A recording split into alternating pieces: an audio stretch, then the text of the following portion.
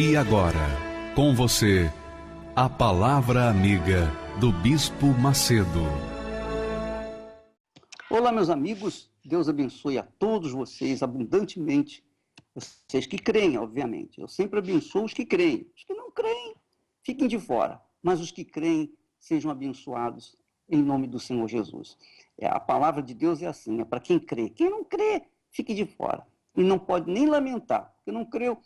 Bem, o que eu quero dizer para você é o seguinte: quando a gente lê a Bíblia, especialmente o Velho Testamento, nós nós aprendemos lições da vida, nós aprendemos coisas que são de vitais importância para nós nos dias de hoje. Por exemplo, nós aprendemos que os heróis da fé do passado, como Abraão, como Jacó, como Moisés, Gideão, homens que manifestaram uma revolta contra as injustiças que eles estavam sofrendo, padecendo. Eu lembro, por exemplo, de Abraão. Quando Abraão resgatou o seu sobrinho Ló, ele teve que vencer, sobrepujar 4 reis que haviam sobrepujado 5 reis. Quer dizer, Abraão venceu 9 reis de uma vez só, 9 reinados de uma vez só, para salvar o seu sobrinho Ló. E aquela vitória era motivo para festa, para festejar. Mas Abraão teve medo. Ele teve medo porque a fama dele iria correr em toda a terra naquela altura e iria suscitar os invejosos, os outros povos que iriam querer se juntar para tentar destruí-lo. Naquele tempo, como nos dias de hoje, é a mesma coisa. É um pega para capar. Você sabe o que é? É uma guerra. É uma guerra injusta, porque os que vivem na fé, os que vivem pela fé, são injustiçados porque têm apresentado a Deus uma oferta justa.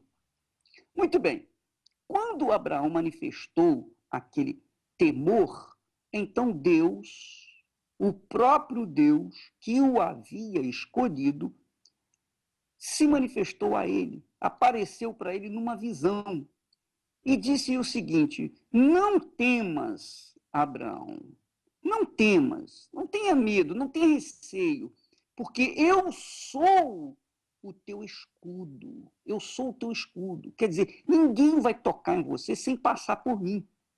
Para alguém chegar até você, tem que passar por cima de mim. Quer dizer, Deus deixou bem claro que ele era a proteção. Ele era a proteção de Abraão. Ele era o esconderijo de Abraão.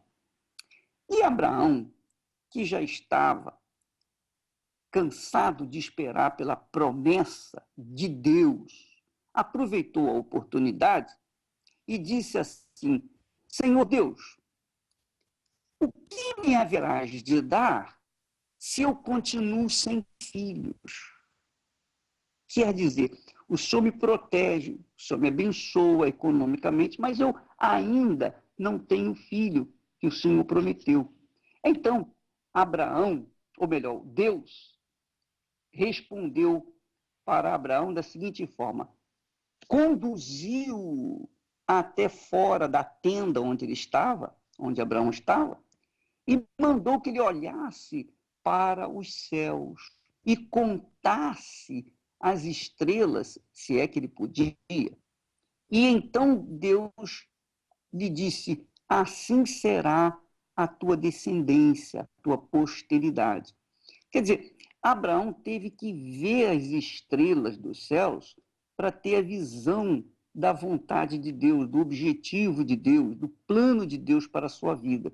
Talvez, minha amiga, meu amigo ouvinte, eu não sei como é que está o tempo aí onde você está morando, em todo o Brasil, eu não sei, muda muito. Hora está chovendo, hora tem nuvem, hora não tem nuvem. Mas, de qualquer forma, se for possível, até domingo, quer dizer, até sábado à noite, procure ver, observar os céus, as estrelas. Vá para um lugar assim, escuro, e contemple os céus. De repente, você vai ver, vai entender o que Deus quer fazer com você, o que Deus quer dar para você. Porque quando ele fala, abrirei as janelas dos céus, abrirei as janelas dos céus para aquele que o provasse, então é esta a nossa fé, essa é a nossa fé, a nossa crença. Nós queremos ver essas janelas abertas. E quando Deus fala em janelas abertas, ele não está falando de uma janela, ele está falando de todas as janelas dos céus. Quer dizer, as janelas dos céus vão se abrir, escancarar sobre aqueles que fizerem teste, que fizerem prova da palavra dele. Aqueles que forem fiéis nos seus dízimos e nas suas ofertas, aqueles que honrarem a Deus com fidelidade, não por obrigação, não por imposição, mas por uma questão de fé, de fidelidade, de honra àquele que merece toda a honra, toda a glória e todo louvor. Portanto, esse domingo que vem agora, nós estaremos nesse espírito em todo o planeta Terra. A Igreja Universal do Reino de Deus, em todo o planeta, estará invocando esse Deus, provando, testando este Deus que tem feito promessas, mas que ainda não foram cumpridas porque elas não foram cobradas. Essa é a realidade. São pessoas fiéis, mas pacatas. São pessoas fiéis, mas de uma fé passiva. Por conta disso, nada acontece. O diabo prevalece. O diabo prevalece sobre os fracos. O diabo prevalece sobre as pessoas que vivem de esperança, vivem apenas de esperança. Nós não temos que viver de esperança, nós temos que viver pela fé, na certeza, na convicção de que o que Deus prometeu é para nós hoje, aqui e agora, não é para depois da morte. Claro, depois que nós passarmos para a eternidade, não temos nem ideia do que nos aguarda, mas enquanto nós estivermos aqui, nós temos que tomar posse daquilo que Jesus prometeu. Ele disse, eu vim trazer vida e vida com abundância. Agora, no céu, a vida será com abundância naturalmente, mas nós queremos a vida abundante a começar daqui. Então, quando Deus mostrou para Abraão, mandou Abraão observar as estrelas, foi para que ele pudesse alargar a sua visão, o seu entendimento com respeito àquilo que ele quer fazer na vida daqueles que creem. O salmista disse assim, Senhor, os que descem às sepulturas não podem te glorificar. Então tem muita gente que está nas sepulturas, que não pode glorificar a Deus com a vida dentro do sepulcro. Como é que uma pessoa que está vivendo na desgraça, na miséria, na bancarrota, a pessoa que está vivendo por viver, as pessoas que estão vivendo a vida mais mesquinha e miserável do planeta, podem glorificar a Deus? Não podem. Então, aqueles que o fazem até podem fazê-lo de boca, mas se estiverem no fundo do poço, é hipocrisia pura. Essa é a realidade. Não temos que não há como fugir disso. Então, minha amiga, meu amigo, esse domingo é para as pessoas decididas, é para as pessoas que estão vivendo no desespero, para as pessoas que estão vivendo na pobreza, as pessoas que estão sendo como expoliadas dos seus direitos, da justiça, as pessoas que têm sido injustiçadas. A injustiça tem corrido na vida das pessoas como vento. E as promessas de Deus têm andado na vida das pessoas passivas, que creem, que têm crido, mas não têm tomado atitude, como tartaruga. Isso não dá certo, isso não é justo.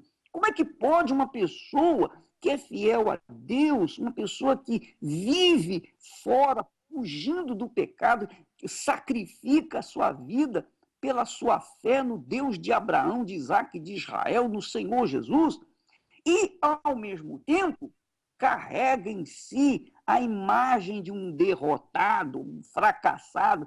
Que tipo de convertido é esse? Que tipo de cristão é esse? Então, nós estamos tocando a trombeta para convocar justamente aquelas pessoas que têm vivido como espinhos, que têm vivido como num deserto, para que elas venham mudar a vida dela. No livro de Joel, se eu não me engano, de Ageu, diz assim: diga ao fraco, eu sou forte. Isso não é suficiente. Para que o fraco diga que é forte, ele tem que ser forte.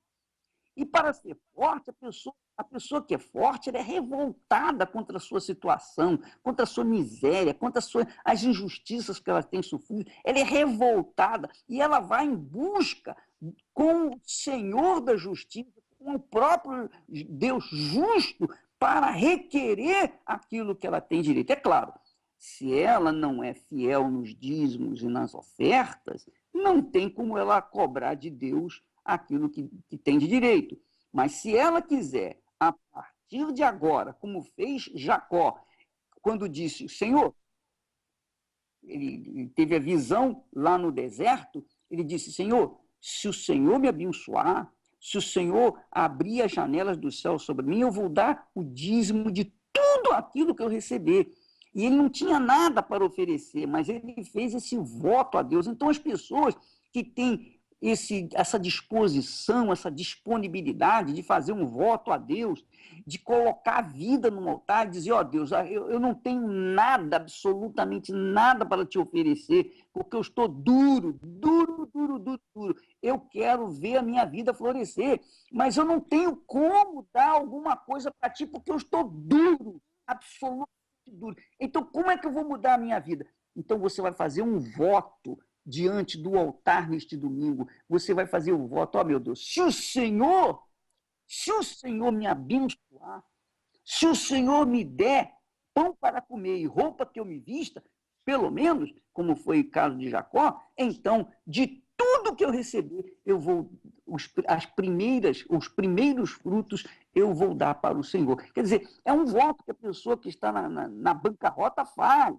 para com Deus, para que a situação dela venha mudar. E isso tem que acontecer. E a pessoa que já é fiel no dízimo, que já é fiel nas suas ofertas, então ela vai ter o direito de cobrar de Deus aquilo que ele prometeu, as janelas abertas, porque essas janelas dos céus, elas não vão estar abertas para quem está nos céus, porque imagine você, as janelas abertas do céu vai passar vento, vai entrar vento. Não.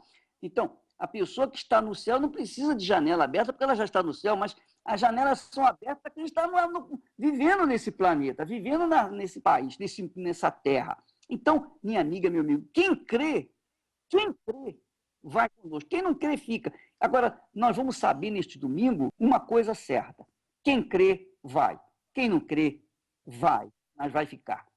Quando o profeta fala: diga ao fraco, eu sou forte, a realidade é o seguinte: o que é preciso fazer para que o fraco diga eu sou forte?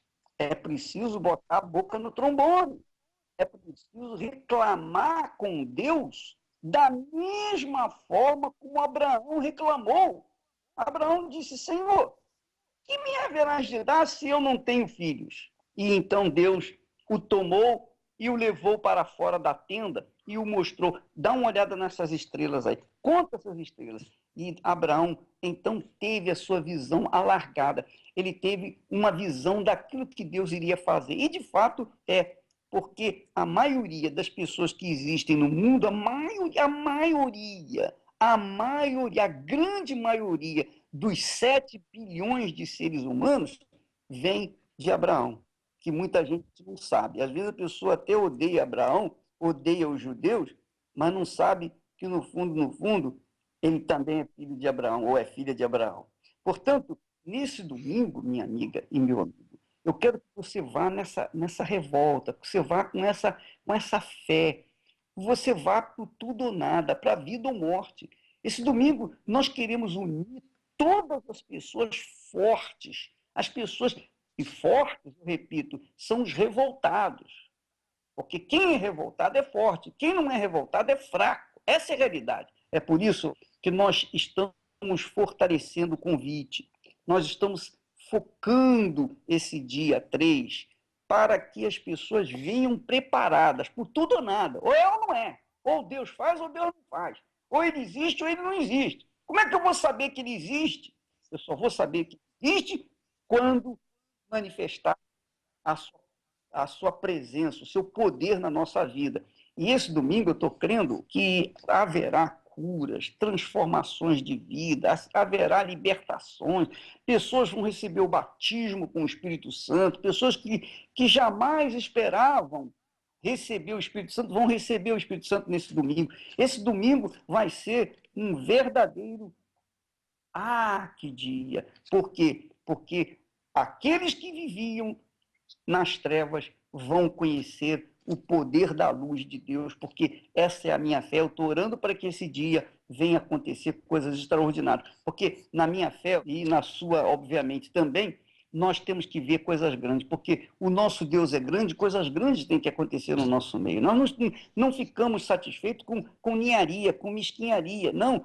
Nós queremos ver as grandezas de Deus, as pessoas doentes, as pessoas que estão condenadas à morte, elas têm que ficar curadas, elas têm que ficar libertas, elas têm que mostrar para o mundo que o Deus que nós invocamos é o Deus de Abraão, de Isaac, de Israel, é o Deus vivo. Essa é a minha fé. Então, coisas grandes nós esperamos para esse domingo.